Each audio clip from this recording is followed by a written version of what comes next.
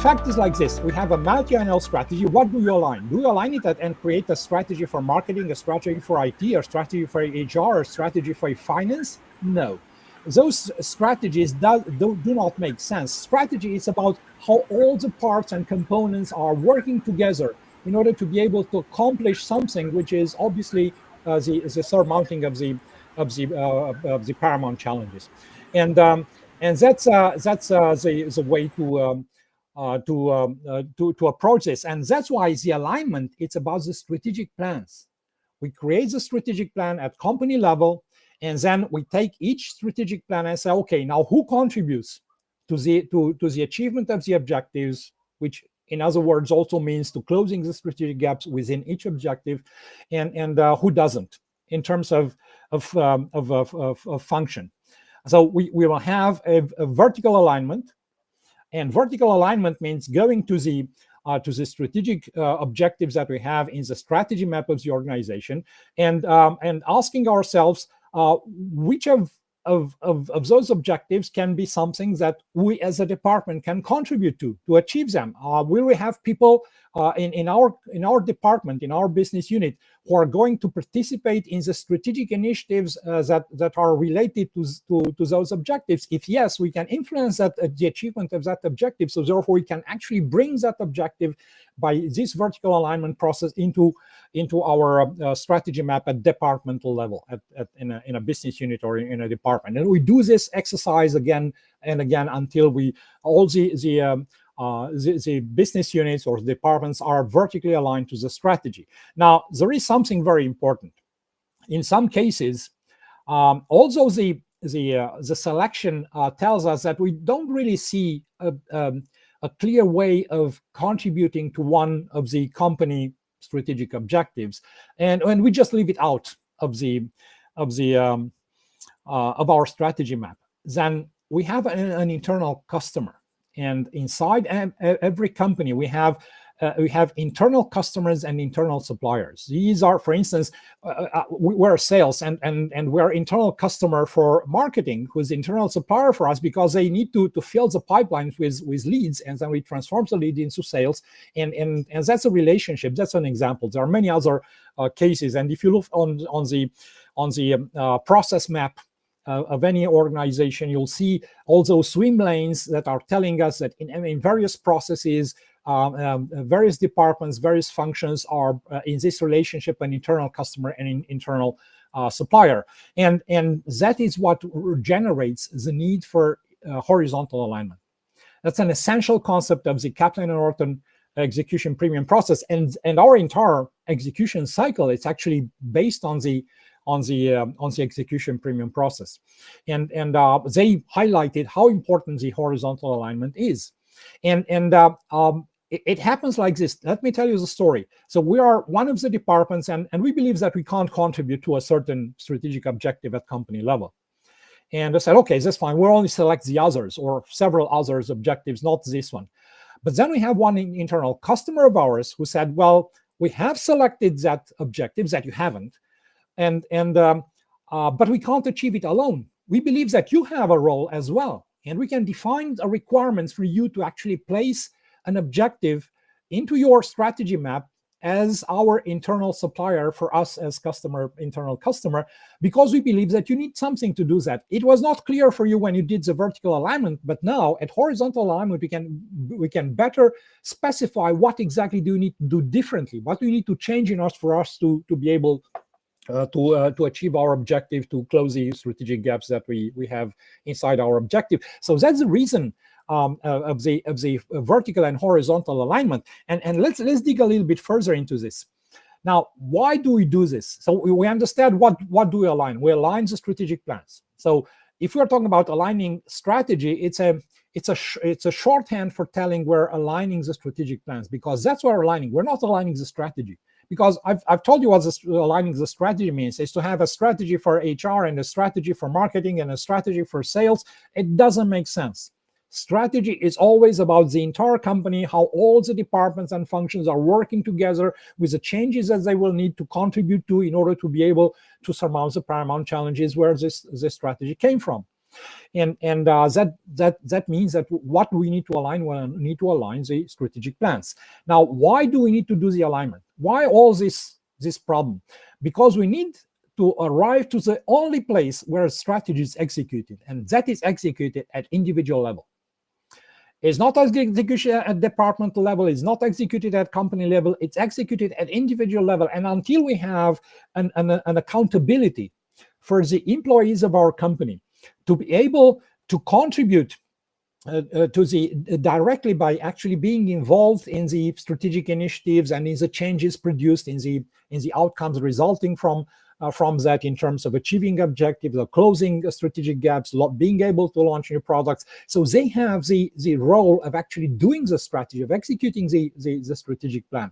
And that's why we need to bring the strategy to individual level. So if you go into an organization, and do you have balanced scorecard? Yeah, we do. Do you have individual scorecards for a number of people in various departments? And say, well, we don't have that. Well, if you don't have that, your strategy will never be executed, or at least not be executed as expected. It will be some sort of middle ground of half execution or something like this, because you don't have individual accountability. That's extremely important. And let me tell you what actually David Norton in this knowledge economy said about this. Strategy is executed from the bottom of the organization. It's the truck drivers at UPS, it's the call center operators, it's the consultants at IBM.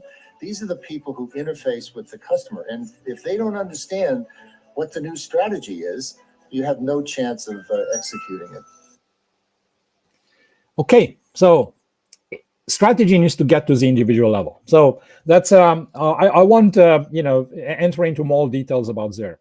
Now let's talk a little bit about this vertical and horizontal alignment. So it works like this. You have this example with several departments, sales, marketing, customer support, and you have also some objectives, and that are aligned not to everybody. Because, for instance, when we did the vertical alignment and we looked at this increased sales to existing customers, marketing said, well, we can't find a way to contribute to that. We can't identify a way to contribute to that. So we won't pick that objective into our strategy map.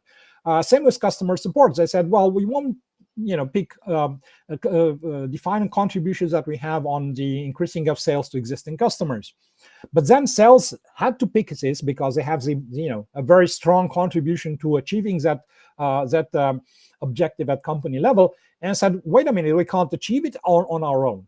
We also need marketing to help us, because to achieve this objective, we need to change something. We need to create a new process, target a new market segment, and have something that would allow us to make sales in to existing customers. Well, typically, we're talking about existing customer, we're not targeting different segments, but we might be targeting different let's say, customer needs, and have and occupy a larger share of the customer wallet, and have get into adjacents that will allow us to, from existing customers, to extract more value, and that would be a change that us as a sales department will need to achieve. And we say, wait a minute, we can't do that because we don't have the necessary leads for these new industries which are adjacent to us but target the same existing customers. We need marketing to do something about that. And they asked their internal supplier, which is marketing, to do something about their objective. I said, you need to get into these new industries that we would need to create as adjacents to be able to target with a more complex value proposition our existing customers, and get leads about customer needs from there, and identify competitors in those new industries, and a variety of other things. So it can be very specific on marketing of what kind of objectives they need to adopt in their strategy map. And they can go to customer support and say, well, wait a minute, we can't achieve this objective in terms of changing the ways that we're going to deal with existing customers unless customer support changes something in their way. Our customer support asking our existing customers about their needs in the other industries where we would like to enter into as adjacent business development for us. And they have no, they haven't. So therefore, please, customer support creates this objective in your strategy map and scorecard, dealing with collecting information about the new ways of doing business with our existing customers, and you need to do that in order to help us achieve this objective. So therefore, marketing and customer support get their objective, even if they haven't vertically aligned objective or one from the company level. They get the objective from their internal customers, which in this case it's sales. So that's vertical and horizontal alignment. And you can again ask the question, why don't we vertically align the objective to marketing? I mean, why didn't they pick that objective when they did the vertical alignment? And there are at least two reasons. And one reason is that the ways that it can contribute to that objective, it's unclear. So if it's unclear, they haven't adopted it into their strategy map. And then it might be a very small contribution. I said, well, that's not very significant for us. So let's focus only on the objectives that we can have a significant contribution. So they haven't vertically aligned that objective.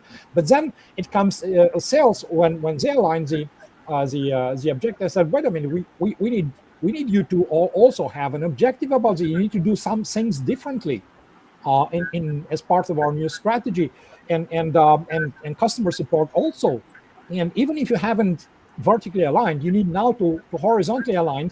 And the reason is that I can be very specific and horizontal alignment about what do you need to change, which was not clear to you when you looked at company level and didn't understood what do you need to change to be able to contribute to something.